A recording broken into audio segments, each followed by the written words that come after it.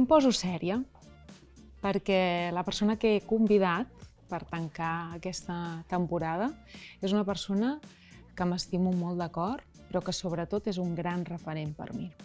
És un mestre en majúscules, per mi i per molts altres, i per molts que l'han llegit i que el llegiran. Avui us convido a que conegueu, si no el coneixeu ja, que segur que sí, l'Eduard Márquez. Bon dia, Eduard. Hola, bon dia. L'Eduard Márquez és escriptor des de fa molts anys. Ha passat per pràcticament tots els gèneres, crec, no? La literatura infantil, el conte, la poesia, narrativa per adults. Ha guanyat bona part dels premis prestigiosos de casa nostra i si no ha estat finalista d'ells, i que segur que arribarà en un moment o altre. Ha estat professor i és professor de l'Escola d'Escriptura de l'Ateneu Barcelonès. Va ser professor meu. Amb ell vaig aprendre els fonaments de l'escriptura i t'ho agraeixo moltíssim, perquè sé que segueixes fent cada dilluns aquesta tasca de transmetre que escriure és un ofici i que s'ha de fer bé i s'ha de treballar bé, i moltes altres coses. Avui estem aquí perquè ha publicat, per fi, tenia moltes ganes, el seu últim llibre, 1969. I us el recomano com a imprescindible, no perquè sí, perquè m'ha agradat molt, sinó com a una novel·la fundacional, podríem dir. I tot comença amb una decepció.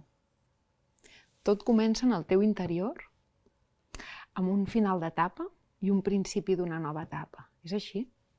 Sí, després de la publicació de la meva última novel·la, l'any 11, l'últim dia abans de demà, vaig decidir posar el comptador zero per pensar què volia fer.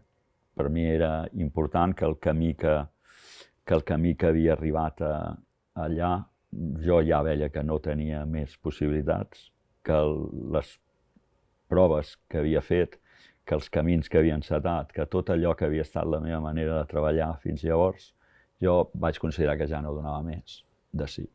I vaig decidir aturar-me. I durant 3 o 4 anys el que vaig fer va ser estudiar, llegir, aprendre dels que en saben més i veure per on podia sortir d'aquell període de transició, per on podia tirar, què podia fer. La meva sensació quan tenia la sort de que comentéssim, parléssim sobre el teu procés creatiu era que estaves buscant de què parlar, en el fons, i donant voltes. I llavors, com va sorgir l'espurna de creació? L'espurna de 1969 és molt antiga. Jo igual feia 20-25 anys que era un tema que per motius personals, familiars, em cridava l'atenció.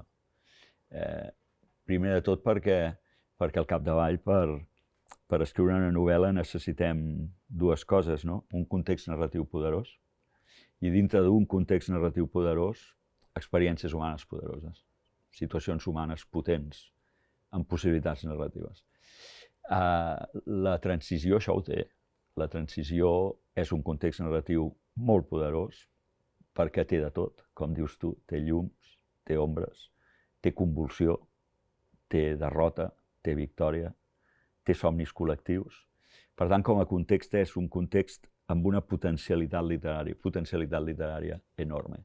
I d'altra banda, dintre d'aquest context ja de per si poderós, llavors ho intuïa i després de 8 anys de feina ho puc confirmar, s'hi desenvolupen històries humanes molt potents, a tots els nivells, des de l'extrema dreta a l'extrema esquerra, en la lluita als barris, la lluita de les dones, la lluita dels homosexuals, la música, la droga, el sexe, la família, tot és un garbuix molt poderós del que surten històries humanes molt potents. Per tant, la meva feina fonamental ha estat fer una immersió en el període potent i buscar dintre d'aquest període potent la gent que va viure de manera potent. I clar, això ho puja tot a l'enèsima potència. Per tant, sí, l'origen és familiar, personal i mica en mica s'ha acabat convertint gairebé en una qüestió de tipus gairebé moral, no? De defensa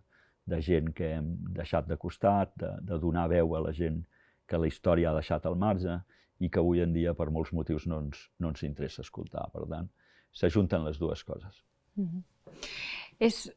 Podríem dir que el configura, que aquesta novel·la, és curiós el terme, podríem parlar-ne, no? Però aquesta novel·la la configuren tipus molt diferents de documents, des de sentències judicials, discursos, cartes, pensaments propis o parlats a algú, molts tipus de textos que un al costat de l'altre configuren aquesta narració. Per tant, deixes la narració al lector, amb tot el que això suposa. Per una persona que jo sé que li agrada controlar el sentit de la narració, com et sents amb aquesta decisió? Un cop l'has presa bé. El difícil va ser arribar-hi. És una novel·la que, com he dit abans, he trigat 8 anys en fer-la. L'he avortat 2 vegades perquè el que estava fent no era el que jo creia que havia de ser.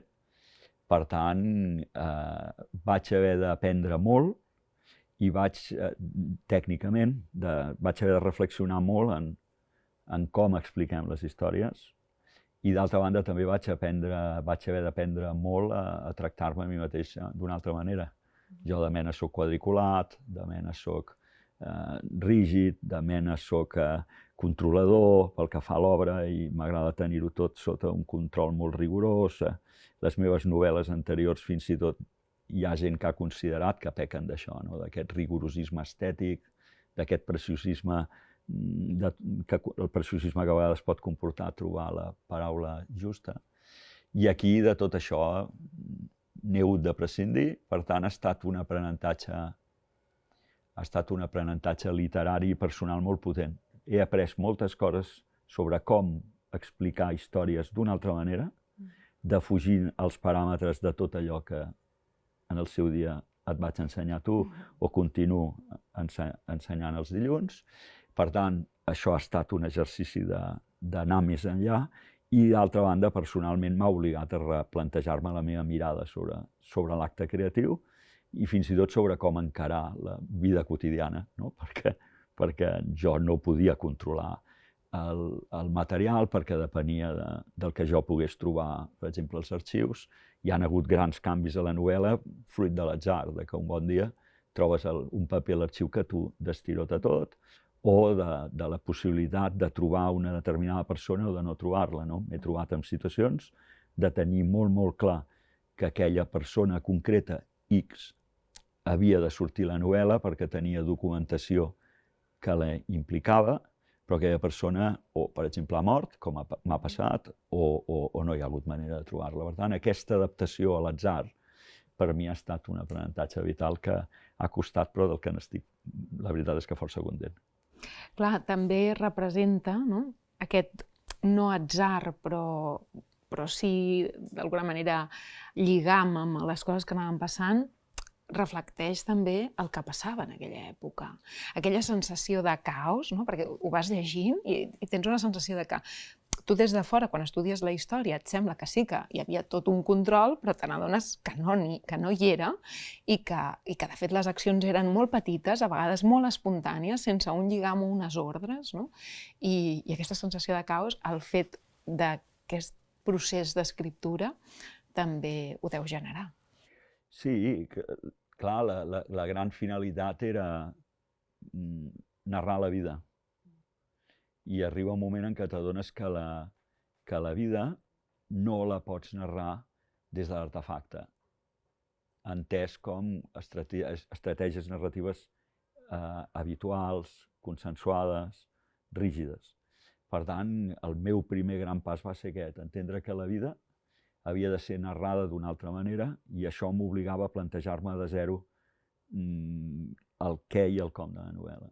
I per mi el gran canvi va ser quan em vaig adonar que l'única manera de plasmar la vida, aquesta vida que és veritat, en molts aspectes podia ser caòtica, incontrolada, molt de formigueig, molta gent aïllada fent coses en benefici del seu barri, del seu grup polític, del que fos, arriba un moment en què em vaig adonar que l'única manera de narrar això era des de la desaparició de l'artefacte i només permetre que afloressin les veus. I un dels grans quès va ser quan em vaig adonar que les veus ho eren tot i que fins llavors hi havia moments en què parlàvem encara de documents i de testimonis gravats, que eren les veus i els documents, fins que arriba un moment en què t'adones que els documents també són veus. Sembla de tan senzill que aparentment sembla, de tan evident, t'adones que ja hi era. O sigui, és el dia que dius Carrero Blanco en un discurs és com la veu que jo he gravat, perquè al capdavall és un individu parlant en primera persona. Una persona que està escrivint al governador civil demanant una cosa o queixant-se o donant-li les gràcies pel que sigui, allò també és una veu, perquè és algú que està escrivint. Un policia, posem per cas, que està escrivint l'informe d'una detenció, també és una veu, és un senyor que amb 2 dits o amb 4 està a la màquina d'escriure explicant el que ell li sembla que ha d'explicar d'aquella detenció. Per tant, sembla evident, oi? Però per mi va ser molt de temps fins que vam aconseguir que tot encaixés, que diguessis no, jo l'únic que he de fer és deixar que les veus surin, deixar que les veus surtin, recollir-ne al màxim, i la meva única feina, un cop desaparegut l'artefacte, la meva única feina era aconseguir que això fos una novel·la. El perill que podíem córrer és que poguessis dir no, és que estic fent un assaig, o estic fent un llibre d'història, o estic fent un documental. I era molt important aconseguir que el tractament de la matèria primera, que eren aquestes veus múltiples, disperses, aparentment caòtiques, la meva feina era endreçar-les, de manera que aconseguir que les peces, aquestes diferents veus, encaixin de manera narrativa. Què vol dir això? Que hi hagi tensió narrativa i tensió emocional. És a dir, que el lector vegi que l'acció avança, tot i que ha renunciat als mecanismes bàsics evidents de fer avançar una història, els punts de gir, plantejament, nus, desenllaç, tot això que està molt bé però que a mi no em servia.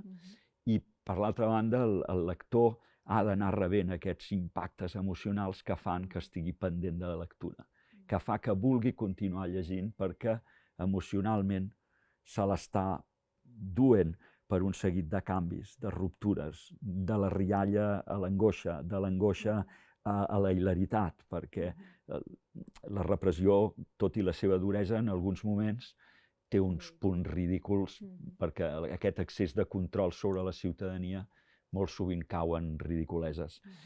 Per tant, trobar aquest equilibri narratiu en què les peces tibin les unes de les altres i en què les emocions es vagin solapant era el meu gran repte. És difícil. De fet, jo recordo que una de les teves obsessions quan eres professor amb nosaltres era parlar-nos de les finestres de transició. Sí.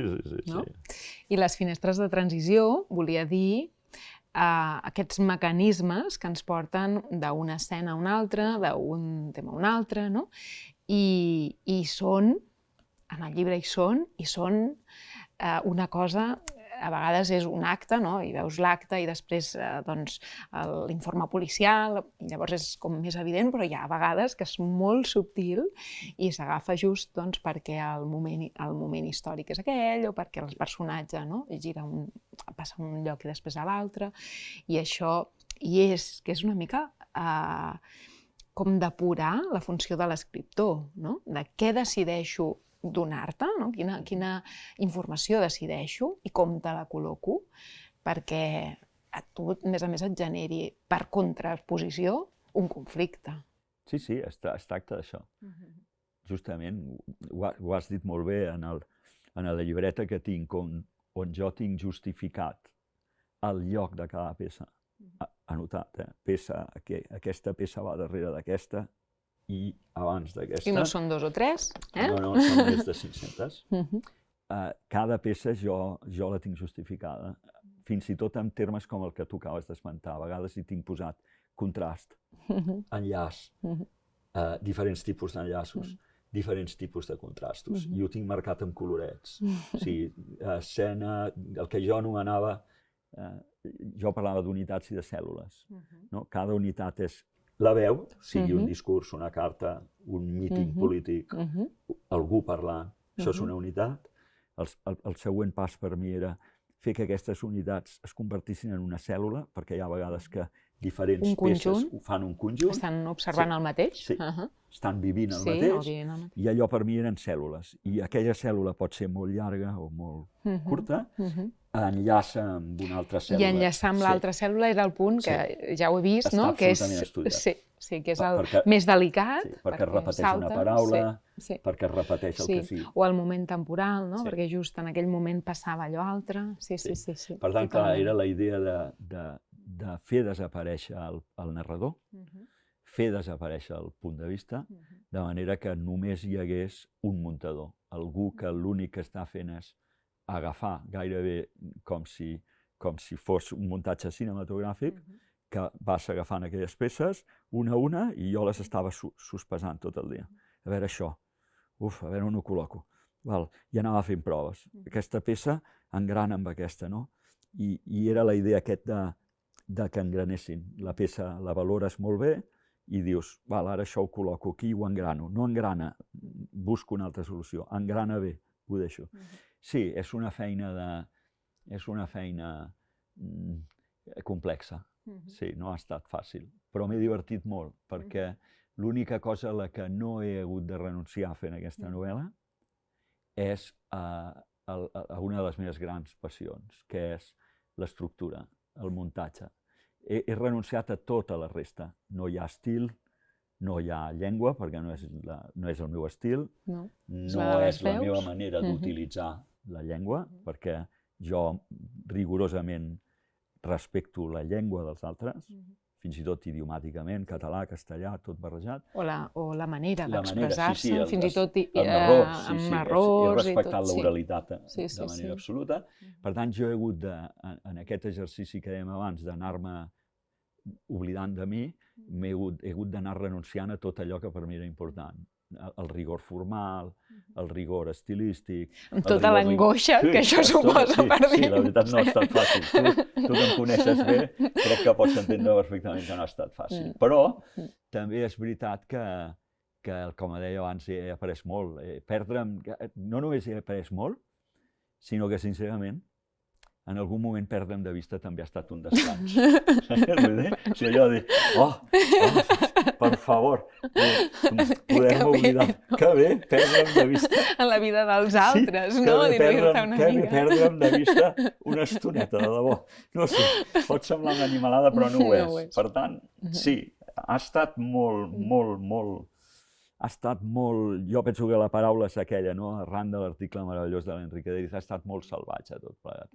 Ha estat una feina enorme de qüestionament de tot, de tots els meus principis, entre cometes, més profunds sobre el que per mi era la creació literària, haver de renunciar a ells per obtenir un resultat que d'una altra manera no s'hagués obtingut. Per tant, aquesta supeditació a la vida per mi ha estat molt enriquidor. Ara estic molt content de no haver cedit a la forma inicial que jo tenia, que era la contrària. Una forma rígida, en format, diguem, de novel·la coral, i encabir-ho allà dintre. Quan em vaig adonar que no ho podia encabir, és quan per primera vegada la novel·la entra en crisi. L'avorto, ho intento d'una altra manera, ampliant una mica, fent espai. Els límits. Puc fer això, però controlant igual. Sí. Ara dic, ai, Eduard, oi, que difícil, ara va, anem a fer l'esforç de... Ficció, però molt poquet,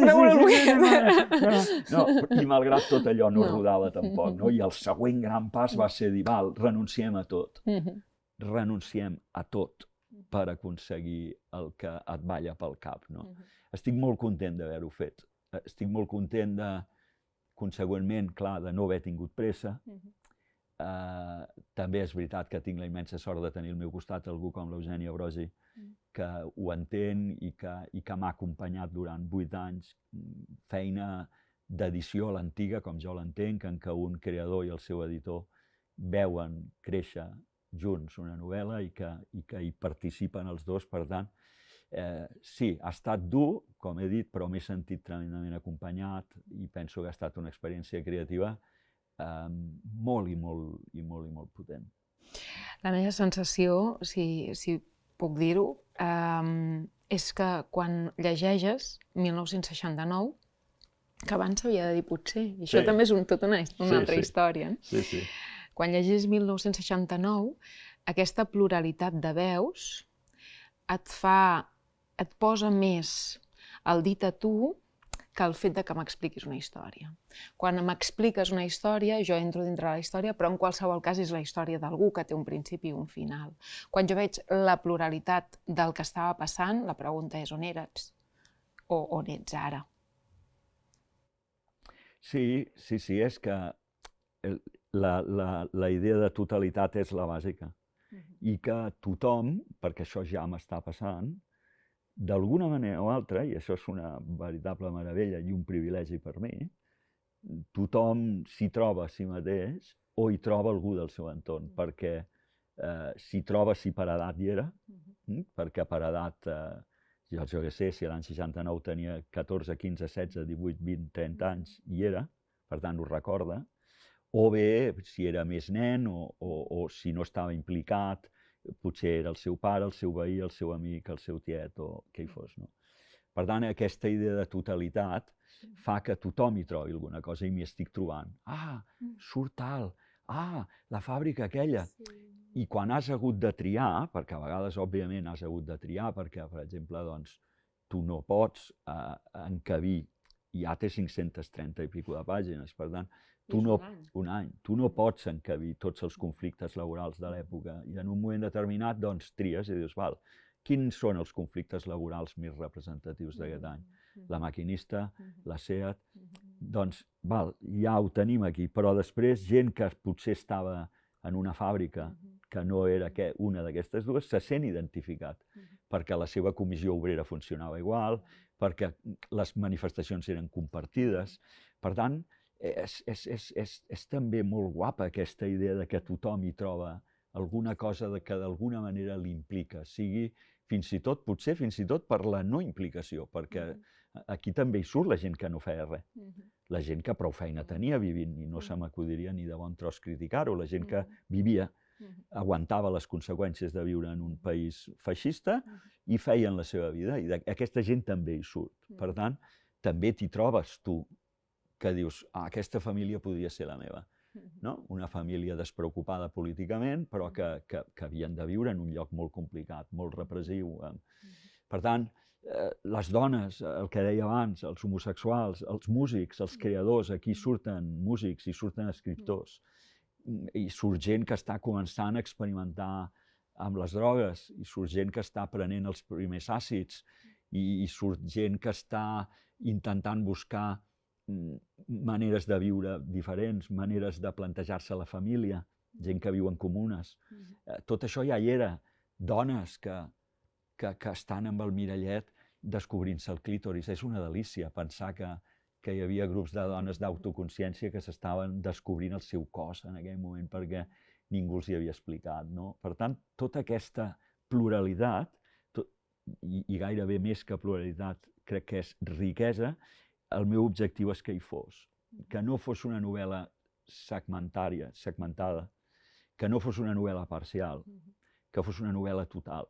I fins i tot en alguns moments jo encara sabia que em faltava algun grup i el vaig trobar.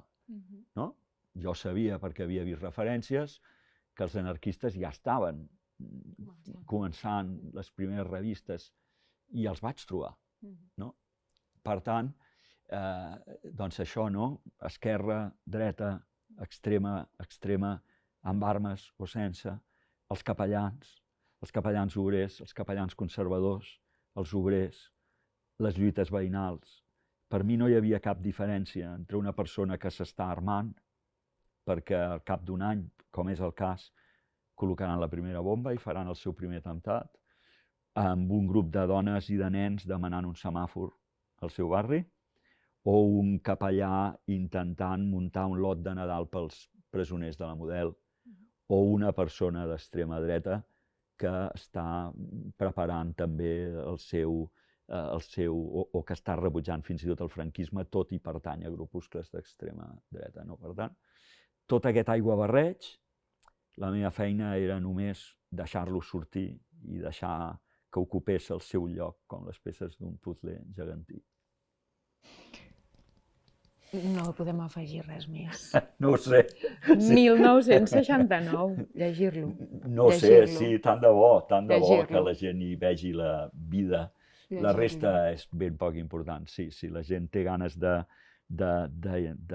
tirar-se de cap en una piscina extraordinària que és l'any 1969, doncs tant de bo s'ho passin bé o tant de bo s'ho passin tan bé com m'ho he passat jo vivint el que al fons ha estat un regal immens per mi.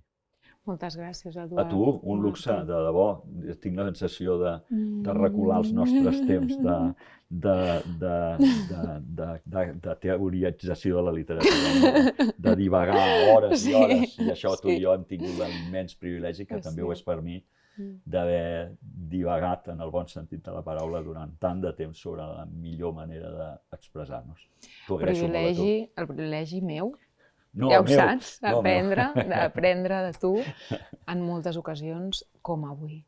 I a més avui traslladar-ho a cents i cents d'espectadors que et coneguin i llegiu-lo. Heu de llegir Eduard Márquez i heu de llegir 1969.